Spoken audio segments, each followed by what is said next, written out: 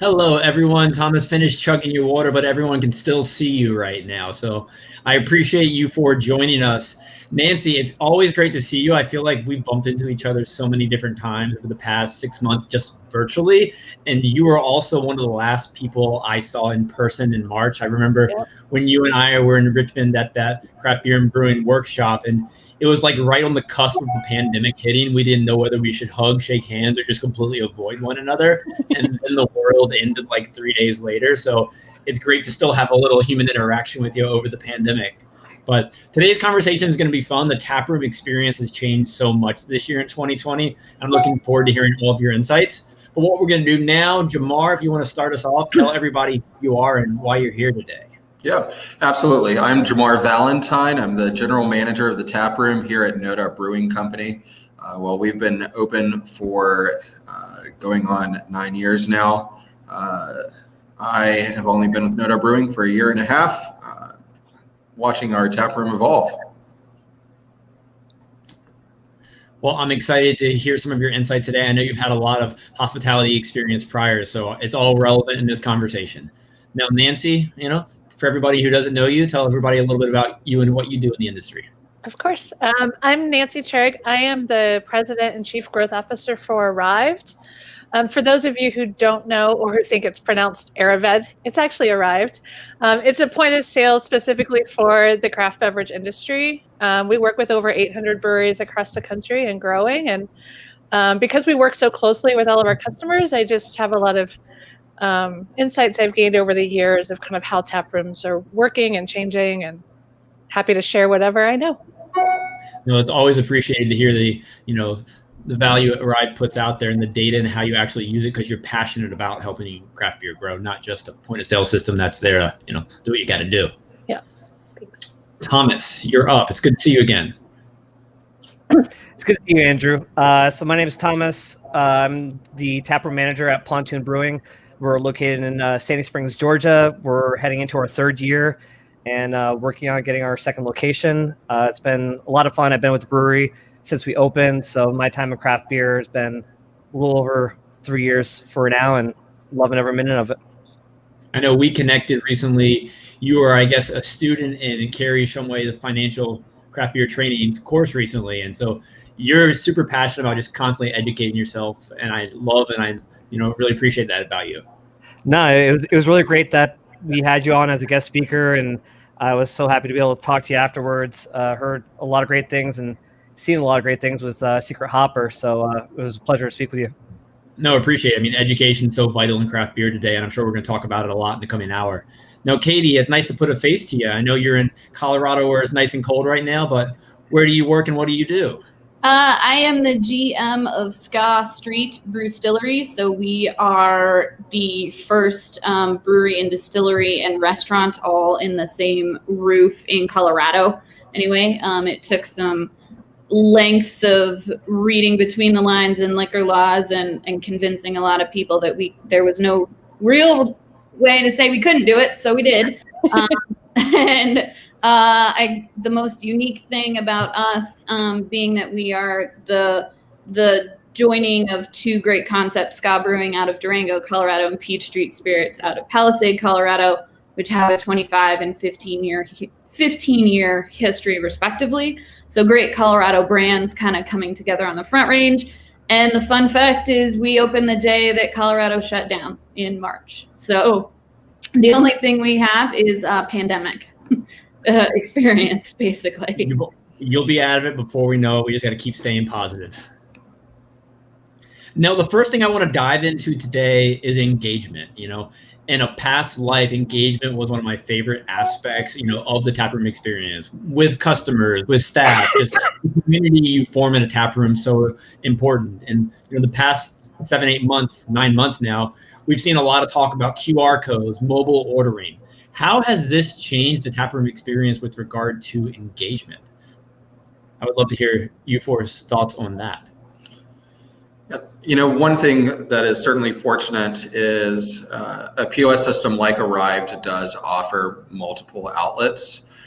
We've found that people that download the Arryved app can certainly get tabs started in advance, and tabs can certainly be closed without the guest present. So it does add an element of safety for people to have the many options. But as much as safety is a factor for guests that may enter or not enter the tap room, we find that it's more of a struggle to look for ways to fully engage and embrace that relationship with guests.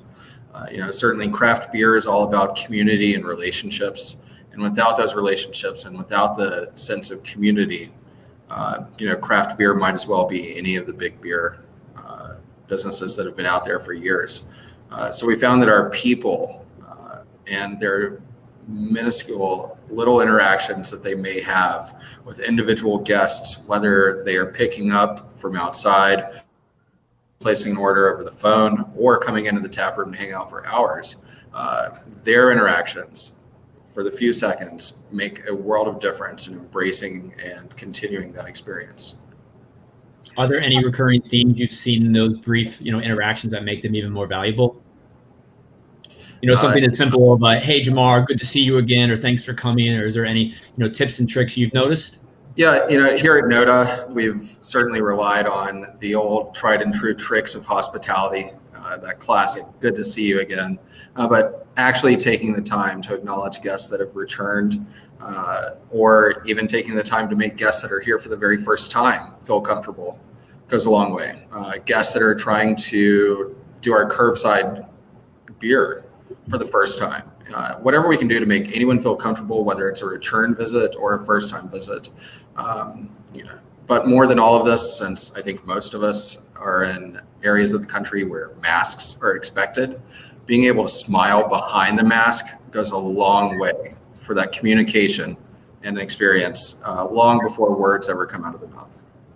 Yeah, 100%. Something funny we did when you walk in to the tap room, the restaurant, there's a wall, and we took Polaroids of all of our staff without their mask on, smiling. We have this huge sign that says, meet our staff unmasked. And so many people stop, and it's almost like a guessing game. Like, wait, which one are you? Where are you? Like trying to find the people and actually have a connection point of your whole face and smiling. And it's a really cool, that's the first thing our guests see, are our actual smiling faces.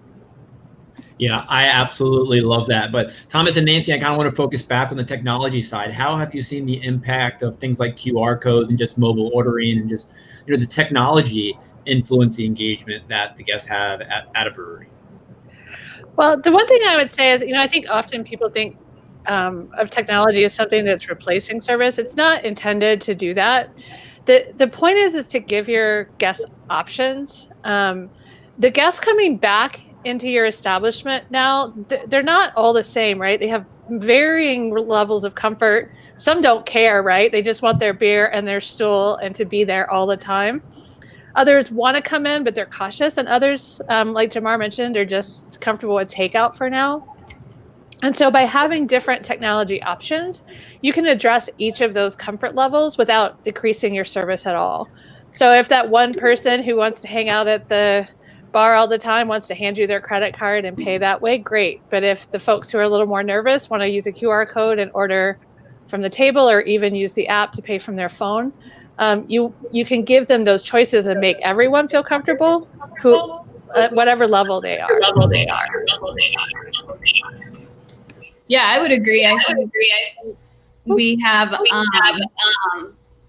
that exact thing, varying levels of comfort, but with Arryved and so many other systems and the QR codes, you can put pictures of your food, you can put descriptions of your beers, and that's something we took the time, because so many people have questions, right, about beer, especially ones that are brewed at our tap room versus well-known ska brands. And so taking the time for us to go through and do that legwork of a great description, a good picture, you can use that technology to your advantage to still give the guest a little bit of what they're looking for information-wise if they're ordering online, Or if they're coming in, we still get people that come in and want to sample a few beers before they make their choice, and we're happy to do that too. So I was gonna say is I was talking with Andrew about this is that when we first started doing some of our to-go stuff and in regards to QR codes, a lot of breweries use Untapped, and if you stream Untapped to a TV so people can see what your menu is, I took the link for that and actually copied and pasted it into like a free QR code generator website. It was like freeqrcode.com something, and just created a Microsoft Word document with that QR code with a few steps on, hey, take your camera out, take a picture of it, and it'll bring up a prompt and you can see our menu. And that was very helpful as far as for people being able to see our menu without having to print things out, be able to see things at their table, as well as we use our website that we already had established. There was a store. The host of it is Weebly, and I believe it's similar to like the Squarespace as well. But another technology end that really worked out well for us, because during the pandemic, we switched up our whole strategy of how much beer we produce and how we release it. We used a company called Osner, OZNR, and it's been a great platform for people to be able to buy beer in advance and have 2 weeks to pick up an offer, as opposed to having to show up directly at the brewery. Because like everybody said here, having to cater to, there's some people that don't feel comfortable being out, there's some people that do, and being able to find options to cater to both crowds. No, that's very important, Thomas. And I love how all four of you kind of focused on how you can use the technology to educate. Because Nancy, you're 100% right. Technology is not replacing the person. It's just another way to get your message and branding and information out there. So Katie, I like how you're putting pictures up there. You've got your staff posted pictures right when you walk in. You're educating your guests through the technology that they're accessing. But with regard to the engagement, I want to go back on this for a moment. I've done some studies and found that when a guest receives a high level of engagement, when the staff's just blowing their mind in every aspect of the service, just the whole experience as a whole, that guest is going to spend a little bit more versus when you go, you sit at a bar, you sit at a table, and it just appears a staff member really doesn't care and goes through the motions. What effect do you think these QR codes and other, mobile ordering have on the amount a guest is going to spend? Is the additional education you put into the technology going to help, keep those tabs up high, and are your guests going to appreciate it? Or what are your thoughts on how, technology affects the total amount spent by a consumer? Well, I would actually say that, again, it goes back to the service you layer on top of that, right? The experience they have when they pick up the item. Even if someone's ordering from a QR code at a table, you can still walk over and ask them how they enjoyed their experience, how the beer tasted, things like that. It doesn't limit the service in any way. One thing that we have seen, and I don't know if we want to talk about this more later, but because most tap rooms have switched now away from counter service and lines due to safety, and more people are doing some version of service, so either a floating server or full staff, the numbers of spend are higher. Like, we're looking across all of our breweries, and right now the visits are down, so the number of people that are actually showing up is down, but the amount they're spending across the board is up. And I think that's due to kind of that increase that most places have given to service as a result of the pandemic. I would argue too, and Nancy and I've talked about this at all three places, us in Boulder and Ska Brewing and Peach Street and Ska switched their service model quite a bit. But where we've really seen gains is even if people are ordering from your table or ordering to go, you still have that opportunity to use a flyer or something with that order to encourage them to take beer to go, a cocktail to go, something else, like the add-ons. And I copied like Target basically, and when you walk in, there's a hole where we can't have people anymore because you can't have indoor dining or limited capacity. We turn tables into an entire merchandise area, and just that visual cue that even though they may think they've already spent their money, you can still open another tab and have them take a t-shirt, a 6-pack, a bottle of booze to go. And we've really seen incremental growth in being able to have those visual cues. That's a great point, Katie, talking about the add-ons, whether it's beer to go or merchandise. You know, in the current state of things, people are going out less. They're going out everywhere less, not just breweries. So when they visit somewhere, it's much more an intentional experience. And some of you have mentioned that people are spending more because of this. Do you think the increased tab, to kind of play devil's advocate with you, are they because people are going out less and they're going to be spending more? Is this a trend we're going to see? Or are people getting accustomed to, and are we training them too, that when you go to a brewery, you don't just have 2 pints, but you also get in the habit of picking up that 6-pack to go? And is that something we're going to continue to see once things get better and people start frequenting breweries more? I think it's one of those things that it's really interesting because, Nancy, you actually brought up a point that Bart Watson, the head economist of the Brewers Association, published an article not too long ago that, you know, foot traffic is down, but the average spend is up. And it's been really interesting to see, especially when we first shut down, we saw a lot of people that just wanted to support local businesses, support local, and, you know, saw a lot of things grow, and gradually our state opened up. And I know that everybody's in different scenarios. QR code menus, I think I saw in the comments from Josh that I do think QR code menus are something that will stay around. And it's helpful too because it sucks printing off new menus and they're constantly changing. It's a waste of paper, waste of time. So these QR codes, they make it convenient for the sale, but also for keeping your customers up to date on what you have available. And it frees up some time on your end because you're having to update it on one side, then print off and update it another. Like, it's so much easier to work with. As far as for spend, like, I think that people are wanting to support local businesses, and during this pandemic have learned that, you know, it's important to support local, and we can use these times to also, when people come back, just let them know like what we have available and what we can do to further assist them.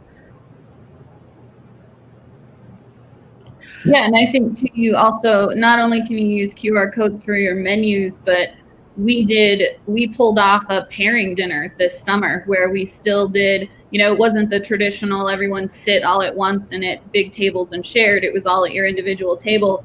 And we had QR codes and links for anyone at the table to go. We, prior to the event, had our chef and Dave Thibodeau, one of our owners, and several people all eating the meal and drinking the beer or cocktail, and they recorded their reaction, and Chef Travis talked about why he paired those flavors with that beer. So anyone participating in the event could still get that like story from the brewer and story from the chef by scanning the QR code, going to the link, and catching that Facebook video that we had up there. I wanted to add too that I feel like the pandemic has forced people to really dig into their operations a bit more and figure out what's working. I think, you know, everyone who's really focusing there and now training their staff, ask people to buy to go before they leave, right? Recommend a t-shirt, wear our hats as you're walking around and try and sell them. They're doing those things right now out of necessity because they need every dollar, right? Everyone needs every dollar right now. But once you learn that about your business, that those behaviors are going to shift buying, I can't imagine why anyone would not continue doing that, right? Like, we're all learning. We're learning how to be more nimble and smarter about our businesses. And I would think that for the most part, those things will stick. Yeah, I think there are a lot more essential needs for efficiency to continue.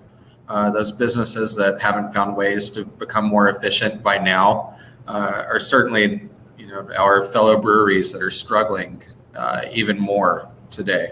I don't take it lightly that all of us are struggling compared to where we were a year ago, or even 9 months ago, the week before it hit our various states.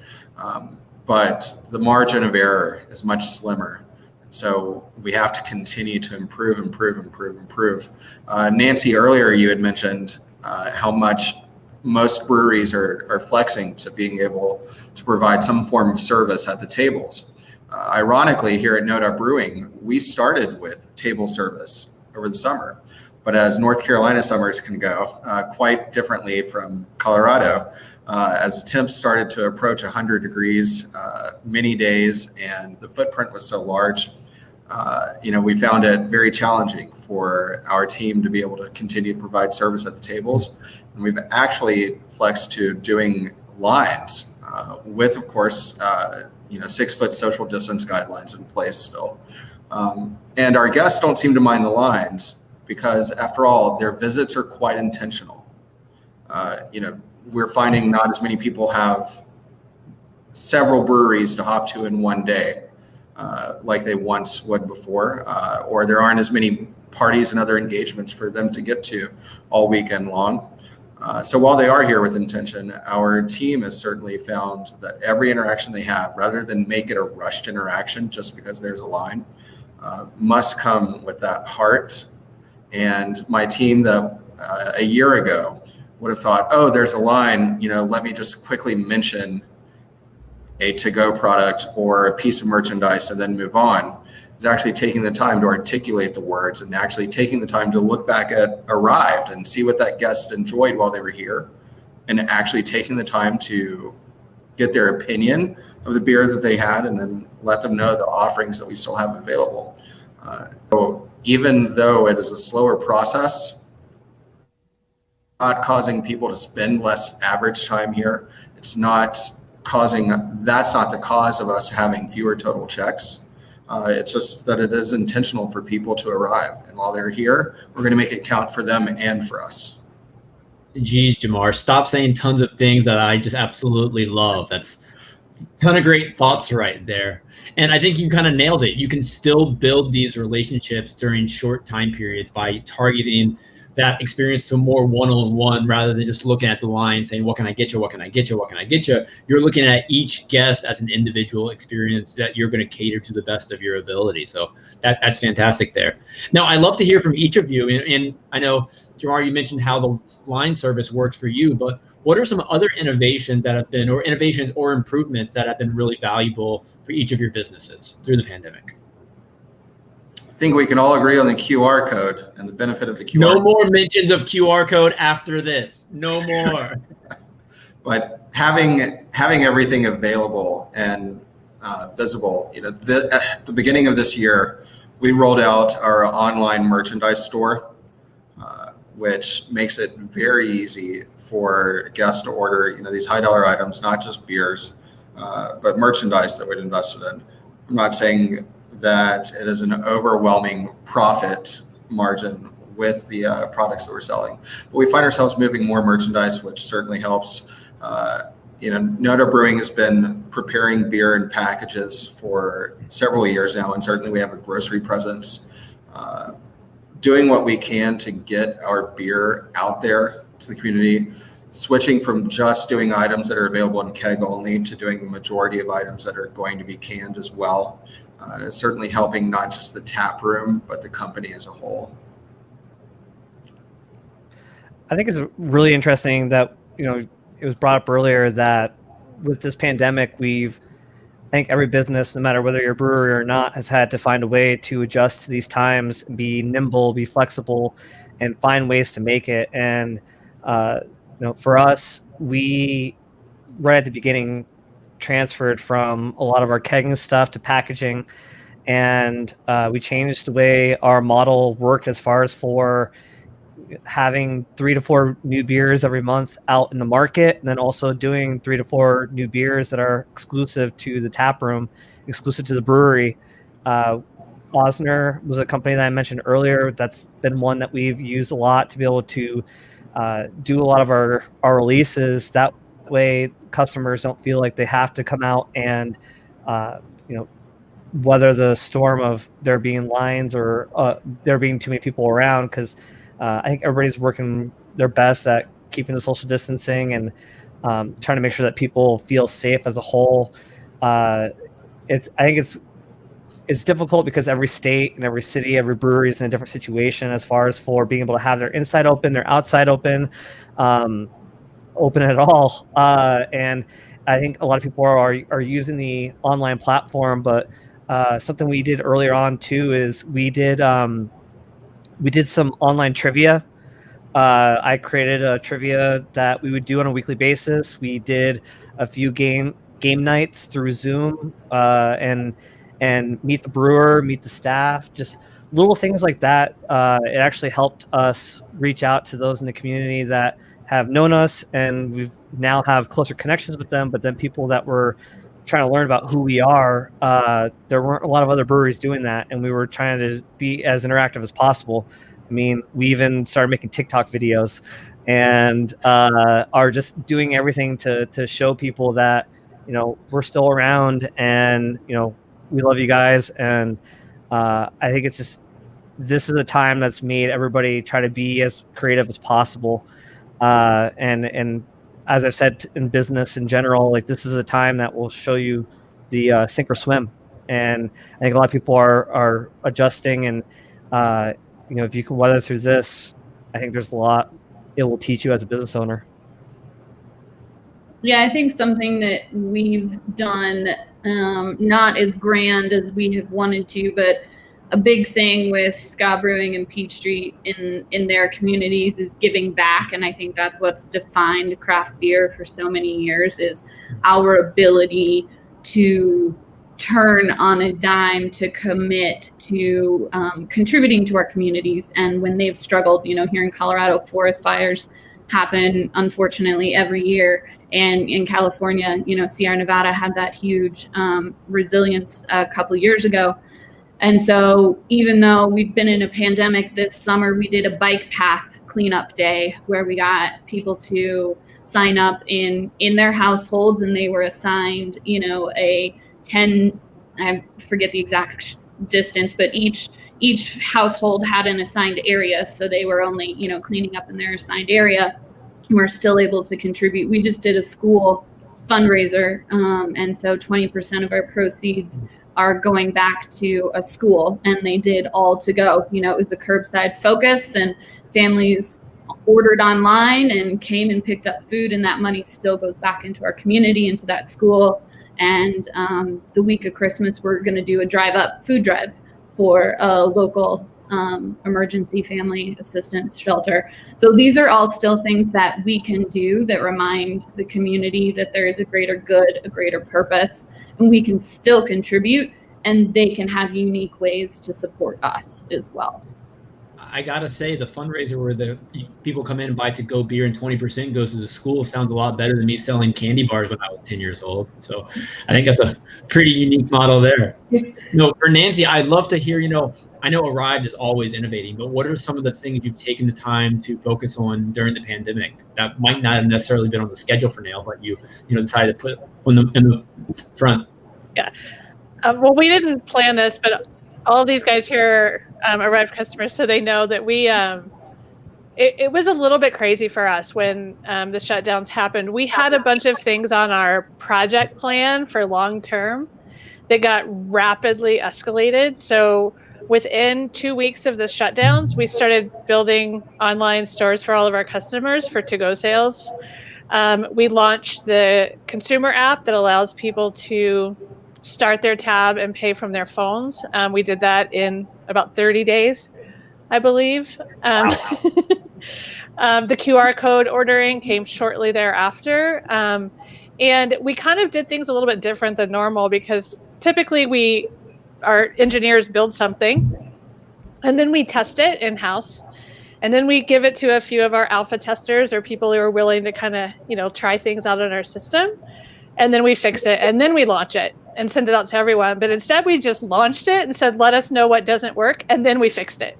So it was a kind of a crazy process. Our customers were there along for the ride with us, really kind of helped us to perfect those products. And then we were able to kind of get everything cleaned up and rolled out again properly several months later. Do you think you'll do that strategy again, just put a product out in the market and get feedback as you go? Is that going to be the new model, or are you going to go back to your original, you know, small tests? I don't know. Not everyone has a tolerance for experimentation, but COVID forced it on everyone. It's like, we're just going to wing it and try and figure it out. We always do that with a subset of our customers who do want to try it, but, you know, it's important that the point of sale be stable.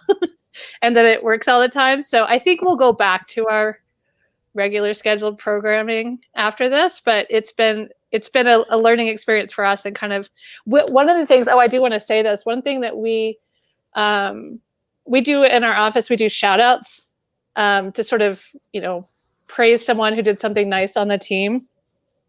And after we released the online stores, one of our support team gave a shout out, said, I just want to give a shout out to our customers. They have been amazing. They've been so kind, understanding. They've been working with us on kind of moving through it. So I think it's changed our dynamic of how we work with our customers, where there's just a lot more human conversation, helping each other out. So that we want to keep. It's been lovely. No, I love the shout out to the customers. Now, I like to hear a little bit more about how everyone stayed sane during the pandemic. We've talked a lot about how you're worried about your customers, but what about your staff? How have you made sure that they're doing okay? They're going to have tough days during this pandemic. There's a lot going on in 2020. So Jamar, Katie, Thomas, and Nancy as well. I love to hear how you're making sure that everybody on your team is doing the best they can through all of this. Yeah, for us, we've had to consistently check in with our team. I believe our team is very conscientious of safety guidelines that are already in place. I would say that we've held a very high standard for the safety guidelines that we have here at NoDa Brewing, such that has raised a number of eyebrows from a lot of people saying, why would you do that when that's not the way to earn the quick dollar? But it has helped us be able to stay open without any issues when we find, COVID is certainly increasing in the state and it's becoming a hotspot. So our team is very cognizant of what's happening all around them. We have to continuously check in with them and ask our team what level of comfort they feel with the situations that are happening around them, what level of comfort they feel with the interactions that they see with the guests that they have. And we've adjusted with various levels of safety precautions to be able to not only make our guests feel safe, but certainly the team members here. And at any given point that we feel our team, is in a questionable situation, my managers are certainly equipped and trained to be able to go address any of our guests that might be hindering the feeling of comfort and safety that our team members have. So the constant check-ins, I believe, goes a long way. And that's not just with COVID. Continuous check-ins is something that I think most of us employed in our businesses, for at least any of us that were hoping to be good leaders, employed good check-ins with our team members long before this. Now it just happens to be that COVID safety is important. When we first shut down, it was unfortunate. We had just started really. And so we were just creating our company culture and our teams and our units. And that, felt like that opportunity was, lost. And so I spent the first little bit of our, total shutdown. I sent handwritten cards to every single person we hired and thanked them for taking the risk of joining the team and facing a new business and then facing the pandemic. And we've kept in touch with every single original employee that we've hired, and unfortunately haven't been able to bring all of them back, but it is our intent to do so.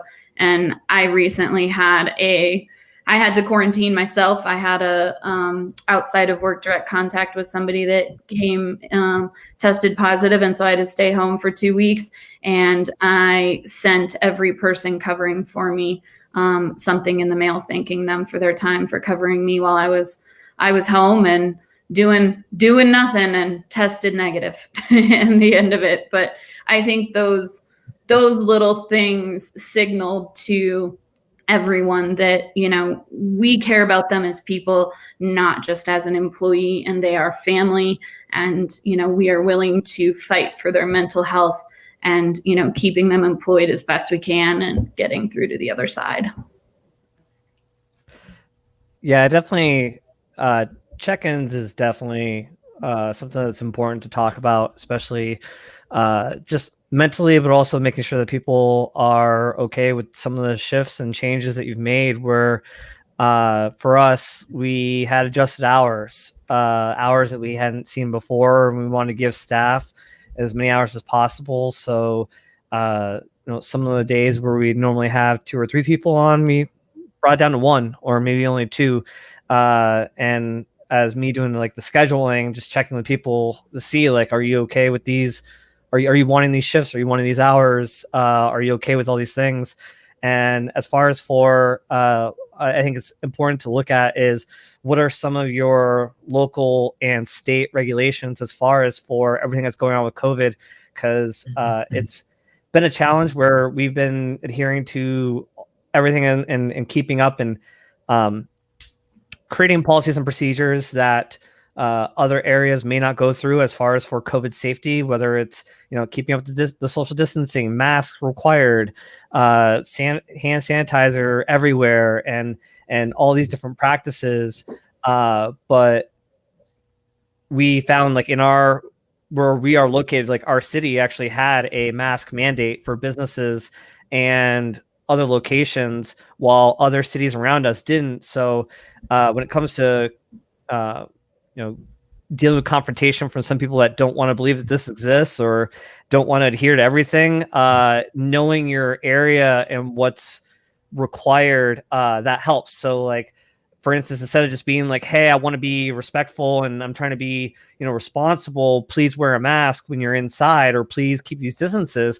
It was also easy for my staff to be like, hey, the city that we're located in has this mandate in place. And it's not just because I'm trying to be like a good person. It's because I could lose my job. I could get fined. Like I could do these things. And just, it was another way that we found, sometimes you can put the blame and have someone else be a bad guy while still doing a good thing.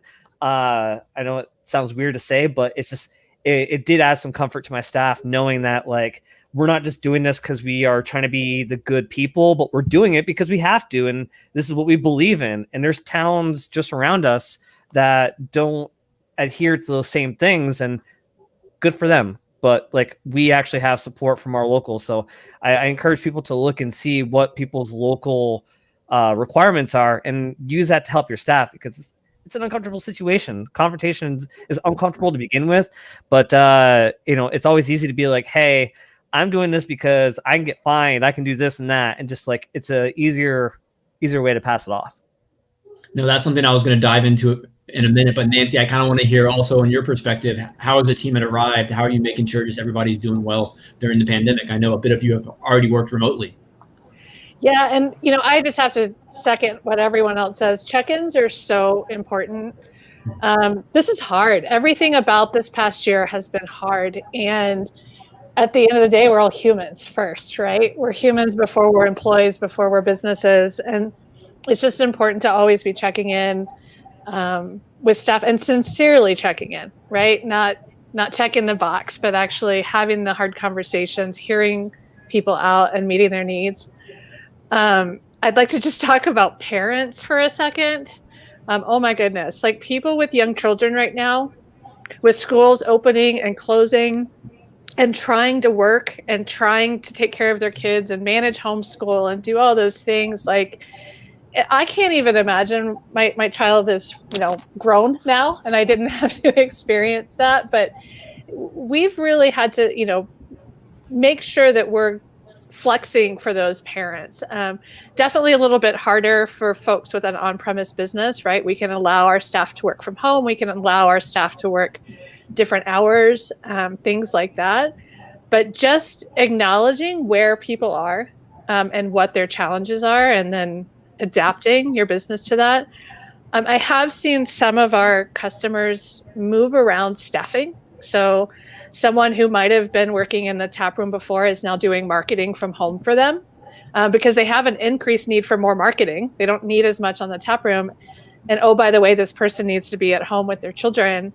So, folks are getting creative with how they best utilize their staff to kind of support that, those needs. Now, to go into marketing for a second, how has marketing changed with regard to just getting people in the tap room?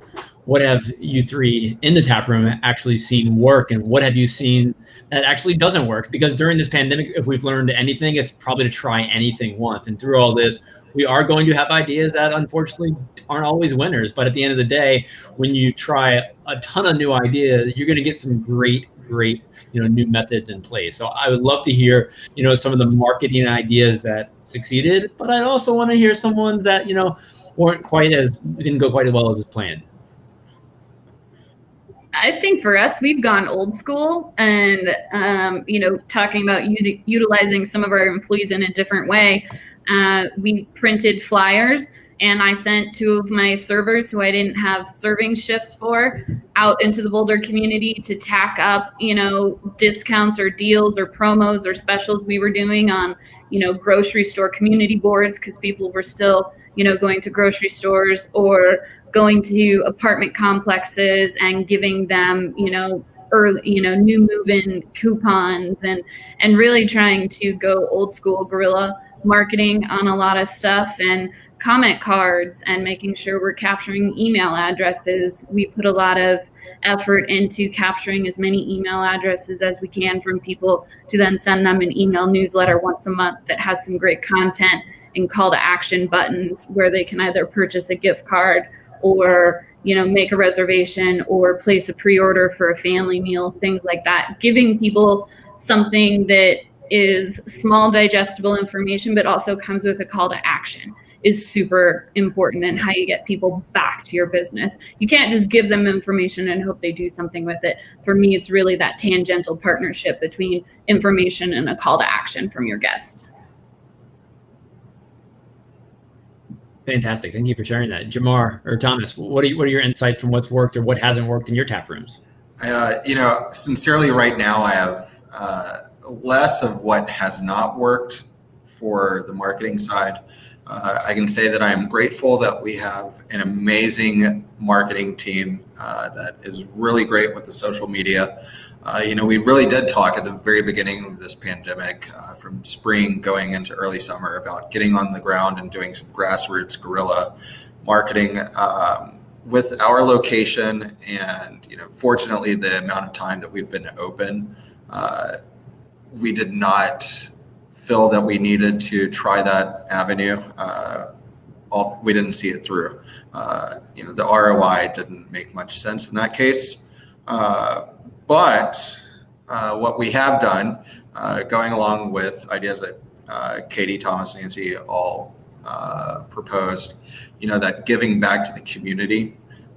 We've brought back something that we do called a You Drink, We Donate Day, where we allow different organizations to present themselves, and all draft sales that day are going, proceeds are going to those various nonprofit organizations, since everyone knows someone in some organization that is hurting that could use help. We allow each of those organizations to advertise for us at the same time that we advertise for them. So it's a completely different outlet to get the word out. On top of the You Drink, We Donate, we managed to bring back trivia, which so many people have been itching for the opportunity to go out and have these events that they used to do at breweries. And now you can have contactless versions of trivia and still make people feel very safe. So being able to put on events like this, being able to host any number of other events virtually is helping marketing wise. Similar to the idea of a beer pairing or a beer dinner, like Katie mentioned, we've had events that were formerly very large festivals and parties here at NoDa Brewing, where our guests are now able to come through, pick up beer to go, and then go home and then stream online and then actively interact with our head brewer and any number of others that speak. So little things. So definitely marketing has become more and more important during these times. I think one of the biggest things is, especially early on in the pandemic, is having your marketing, and even throughout your pandemic, having your marketing bring out what it is you are doing to be safe. What are your practices? What are your policies? what is your staff doing? Because you can create all these things in-house and it doesn't mean anything unless people will see it face to face, or if they see it in your marketing, in your social media, that you are keeping with social distancing, you are regularly sanitizing things. These are your expectations. I felt that was really great to let customers know that they can be safe, whether they're coming out to just pick up to go or pick up things to actually come into your tap room. So I think that's one thing that's in particular that's important for the marketing wise. And now it's just like everybody's trying to find who's doing what, where can I go, what can I do. Every state and every city is different, every brewery is different as far as for whether they do indoor, outdoor service, to go, on site, outdoor, like who knows, everybody's different. So it's very important to let people know, like, hey, this is where we are, this is what we're doing, this is what we can do, this is what you can expect. So letting that stuff, making that stuff known to the public, as well as some of the events, as Jamar mentioned, and Katie, and I've done it myself too, where we just come up with different events and adjust them accordingly. We started out doing trivia. We started off doing like Meet the Brewer, those type of things that were like Zoom call related. But even just like recently for Halloween, we did Trunk or Treat. I literally counted out like spaces in our parking lot, and we had trunks. Yeah, I see Katie. We have cars that people decorate their cars. I love this. People decorate their cars Halloween themed, and we got lucky this year. Halloween was on a Saturday, and we had all the cars spaced out. We had tables. We provided the candy, everything, and then we had contests of like best kid costumes, best adult costumes, best car decoration, and it was one of our like socially distanced events that went very well, and actually went like better than some of our other events when we were pre-COVID. It was just interesting, and we've had to make those adjustments too to some of our normal things. Like Jamar said, is we normally have an event that would be a big banger, but you're doing something different. So like we've had to space things out over a few days, and I also think it's important to team up with local causes or things that are even like industry related. So we partnered with one of our friends who started an organization called The Bottle Share. If you guys don't know who they are, like The Bottle Share is really amazing. The founder, Chris Glenn, has best dude I've ever met. And he's created this organization that's raising funds for people in the industry that can cover some of these things that insurance doesn't always cover or you need assistance with. And we did a partnership with them. A lot of people were happy to see us doing something local, but also seeing something that's helping us as an industry, because I know we all need help. Yeah, these partnerships are super valuable right now. And Thomas, to go back to something you mentioned early on, the Trunk or Treat, I think it's a fantastic idea, super cool concept, but I like how you did like the best kid contest. I really hope around Christmas you have some sort of dog contest where they have to dress up like reindeers and you pick a winner. I'm expecting that from you. So, Andrew, I already got you beaten. Of course you do. So we're basically, of course, our normal conversation. So we've got something going on right now where we decided to take that trunk. And this is actually a tip just for anything, is that we found a model, we found an event that worked, and we can just replicate it onto something different. So we are taking the same Trunk or Treat model, and we're working on doing like a Winter Wonderland, a Santa's Village, where people decorate their cars like Christmas themed and decorate also for like Trunk or Treat, I literally bought medals, had them custom made, and gave them to people. Like one of my staff, their son won and woke up the next morning, clutched the medal, and was like, "I'm so happy." Just the little things, and it only cost me like $3. Like little things like that. Just anything you can do to, as we've talked about, enhance the customer experience, find what works, replicate it. So it's been a lot of fun. No, yeah, it's all about fun right now. And Jamar, Katie, I love to hear what you're doing. Nancy, I love to hear what you've seen on this front. With Katie, I mean, you can't have many guests in the tap room right now. I think most breweries are experiencing some sort of reduced capacity or no indoor capacity. And we're getting to the heart of winter. You guys, Katie and Nancy in particular, have said it's quite cold where you're at. How can we convince people to still come out and brave the cold in order to, sell a few pints? What are some additional strategies that you've seen that will get people out during a little less than ideal weather or conditions? Well, fireplaces and blankets are huge. Winter swag, hoodies, beanies, branded blankets, things like that to sort of make it a comfortable experience outside. They're not cheap, but patio heaters, of course, big option. Just things to kind of make it about, right? Don't make outside feel like, a consolation prize. Make it a new experience and something exciting, right? Like I love Thomas's ideas because you can do that. You can create winter carnivals outside of your tap room if you've got outdoor seating or things just to make it kind of feel festive and warm. I do love the little private igloos you can book. There's quite a few folks doing those. It is a costly thing, but if you're doing sit down dinners and things like that where you can book your own little igloo, I really like those. Yeah, no, I really want to go to an igloo. I haven't been to one of those yet, but that's kind of what's popping up here. We're very lucky in that we have patios that are covered and heated, so we can provide some sort of heat for people. But I really think it is okay to acknowledge that we all need help and we need people's support. And I've started using that in some of our messaging on social media and stuff, that it might be cold, but we're still here and showing up to work. And if you're in for a beer when it's a little chilly, bring a blanket, bring a jacket. We have the heaters. But I think for me, most recently, it has started with the statement that we don't get through this without the support of the community. And I think it's okay for all of us to acknowledge that. There was a great article a long time ago. Bobby Stuckey wrote, he's a big restaurateur here in Colorado. And he said at the very beginning of this, when people were coming into his restaurants, he was saying, everything's fine. Oh yes, we're doing, we're muddling through, everything's fine. And a few months into it, he wrote an article and acknowledged that not everything is fine.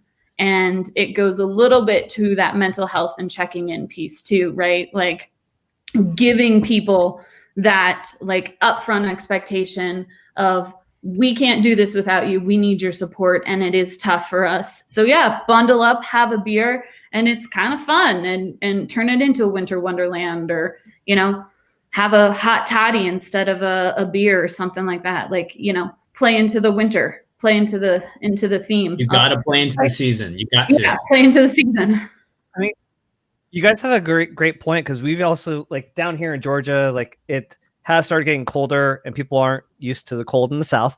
And I think that's a big thing of, if you do have the availability for outdoor seating of any kind, trying to make it as accommodating as possible, whether it be coverage, heat lamps, heat sources of any kind. We bought outdoor heaters ourselves, and seen a number of breweries do that, because not only are you trying to create a new experience and venue for the customers, but you're also showing that you are accommodating, because there are still a number of people that will not come out to a brewery if they can only go indoors. They want, like, I have a lot of customers that feel more than comfortable just being outside. They want to come support us, and they want to come out, but they're going to hang out outside. So anything you can do to encourage them to, like, feel safe, those are just good things in general to keep up on. Go ahead. To circle back, the idea of getting those heaters, it's interesting. The heaters is an investment that I think most of us would say would have been a great thing to have, even had COVID not happened this year.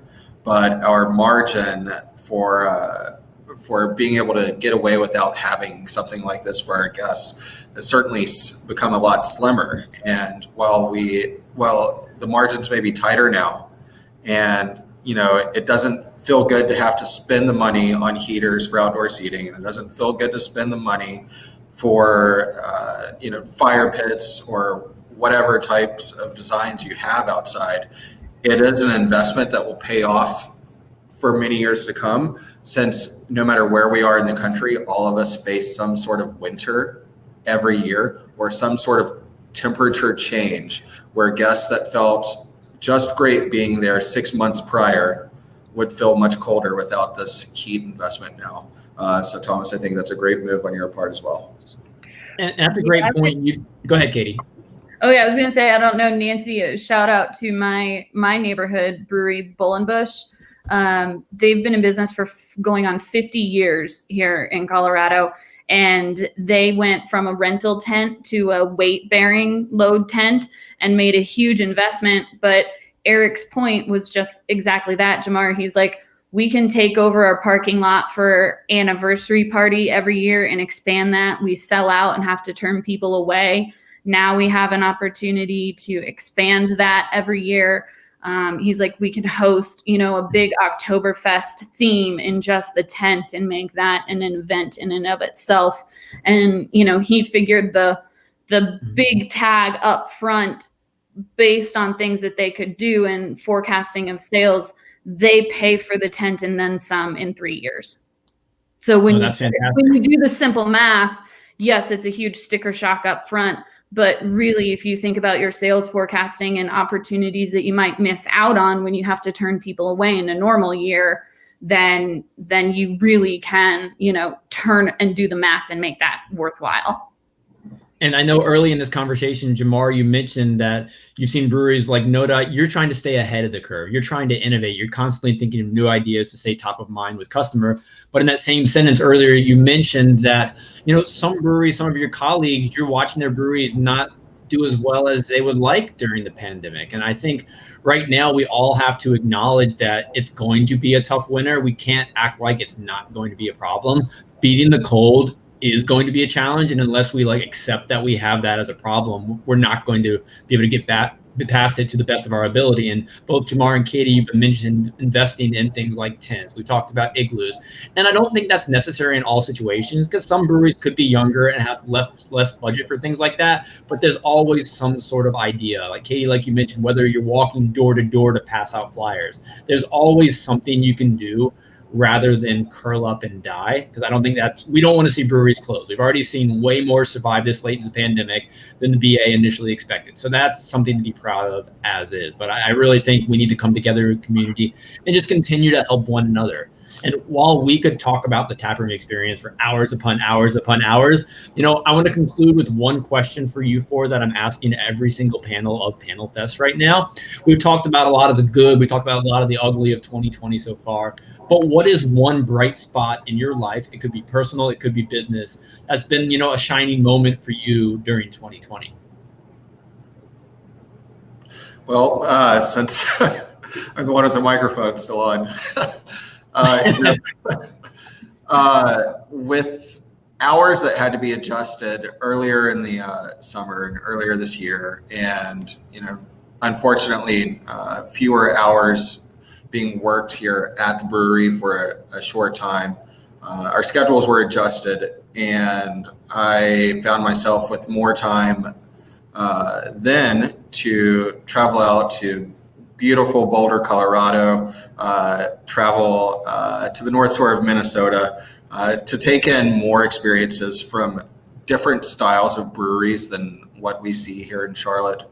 And then also manage to find a way to propose to my girlfriend, and now we'll be getting married. Congratulations. Yeah. That's awesome. So positives coming out of 2020. No, that's awesome. I don't think anyone can really top you right there. I mean, you got engaged and you traveled, so that's amazing. Yeah, Nancy, you ruined it. Thomas? He ruined it for all of us. Yeah.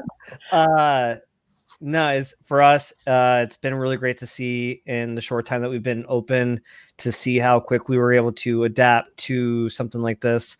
And fortunately, we've been able to make changes that we are seeing things in year 3 that we, we're projecting for year 5, year 6.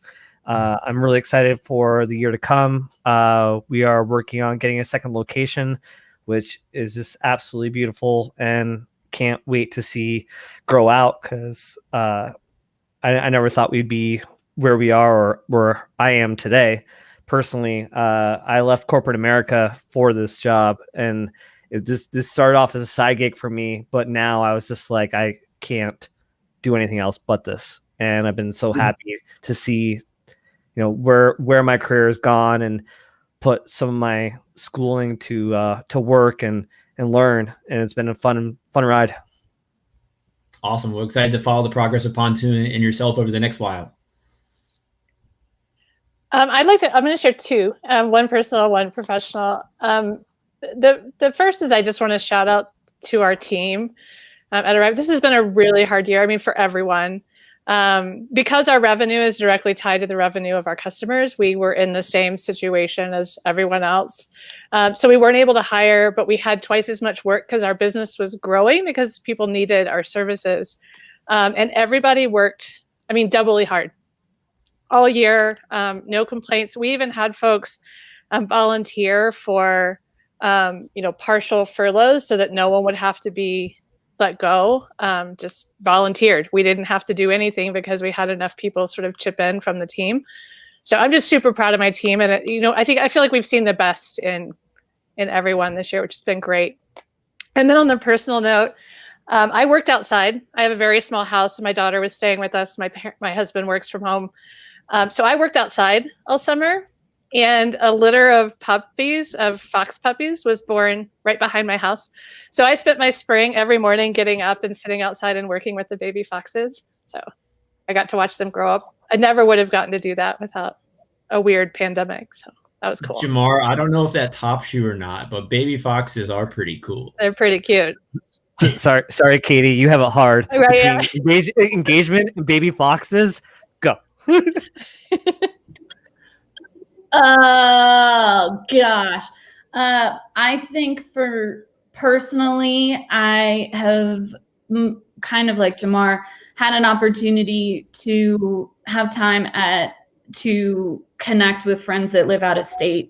Even though Zoom or Marco Polo or pick your virtual app, it has given me an opportunity to connect with people for the good and some of the struggles. Some of my friends had some real struggles, and for once I was able to be there for them. I was able to pick up the phone. I was able to send them a Marco Polo. I was able to pop a card in the mail. So I think it's given all of us a fresh perspective on kind of those little things that go a long way. And professionally, the fact that we opened the day that the governor shut us down and we're looking at actually surviving, albeit with a lot more debt than we would like, we are still here, and it's a testament to the people on our team that have chosen to continue in that struggle too. So I think the overall message for me is just there are so many good people out there. And I think, unfortunately, the loud mouths or the naysayers get the most airtime, and when really the strength is in the greatness of good in people. Katie, I did it. She beat us all. Yeah, you did it. Well done. Yeah, Rise really killer occasion, job. Katie. 2020 is all about maintaining those personal relationships. I think it's got us all through it, whether it's your staff, friends, fiance, family. Staying close to people has helped our mental health through all of this. And I appreciate you for sharing your insight and what you've seen work in taprooms over this year, some advice on what's going to be working. I really wish we had time to dive into predictions of what we might see over the next year, but we'll have to save that for a future conversation. So Jamar, Nancy, Thomas, and Katie, I appreciate you for being here today and looking forward to our next conversation. Thanks again, guys. Thank you. Yes. Bye. Bye.